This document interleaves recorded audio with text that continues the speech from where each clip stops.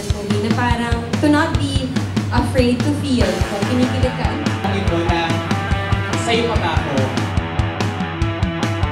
Ako pa dito si Ange. Hindi ko alam kung anong gusto kong mangyari sa buhay ko. Meaning para ako nag-float lang. Hindi wala akong plano pa na konkreto sa buhay ko. Until Nino comes along at siya yung nag-push sa akin to conquer my dreams. Ganyan. Until things happen. Abangan niyo yung macho dancing ko daw. Kwento mo yung macho dancing na yun. Pakita na lang niya, huwag na ikwento. Pakita mo na ngayon. Alam mo sa gitna ng eksena, gumagano pa ako ng konti pag alam ko wala sa kanya yung camera. So talagang film May pinanood ka ba? Nakakayong! Ayun o, kasi nasample lang ka-powder. Hindi, well, naging komportable ako because of that. Nakakatawa. Noong una ko parang very stiff ako eh, diba parang Sobrang ganda niya doon. Yung tsura niya, tapos sobrang ganda niya ako doon. ano naman yung tsura ko sa love scene. Ang sobrang hot sexy. niya, tapos ako parang, sorry, naiya ako. Ang sexy mo kaya doon. Promise. Ang sexy mo doon. Ay, so meron siyang pa-offer doon. Bumalik tayo doon sa tanong. Yeah. Tapos yung ginawa niyo yung mancha dati, mas naging komportable ako. Naging fun na ako.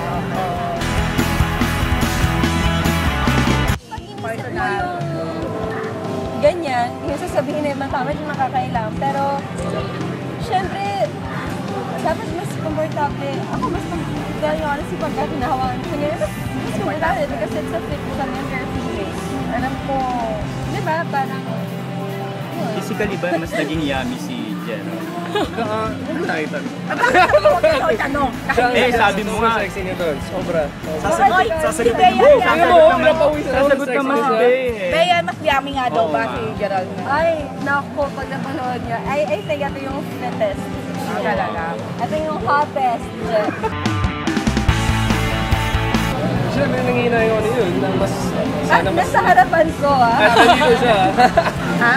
Nanginayang ka na? Na sana mas nakilala ko siya. Ano, deeper na. Kasi nga, I mean, of course, nakilala ko siya na very deep level, but marami pang layers sana yun.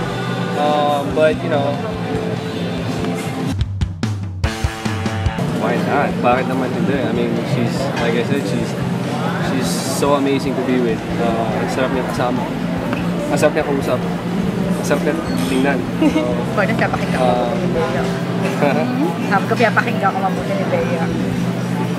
Ay, sino? Sabi ko nga, bakit ba yung sinabi ko? Ganda. And for you, ano naman yung, what's your response to that? Oo, siguro, pag nasa mood ako makita siya, pwede. Eh, lagi siyang wala sa mood. Lagi siyang bully. Moody ka ba ngayon, Bea? Hindi moody, bully daw. Binubully niya rin ako. Never. Grabe Binubully siyang namin magbully. isa't isa. Anong kang bubuli niya sa isa't isa?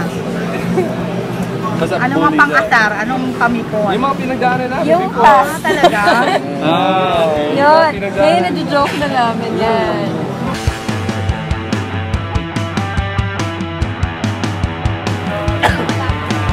Ikaw ba may kasalanan, Che? Ba't kayo nag-break? Ikaw ba may ano? Korekta na to. Diretsuhan na, di ba, Bea? Korekta na to. Oo, ikaw ba yung ano? Ikaw ba yung may fault? Oo. Ako.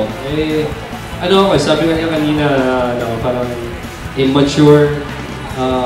At the same, sinabi mo immature ako, sabi mo bata isip ako, kaya na-hurt ako. Ano pa? Hindi ko sinabi yan. Pero ako mismo, sinasabi ko na immature ako, natakot ako sa mga nangyayari sa paligid namin, hindi ko alam kung paano i-handle.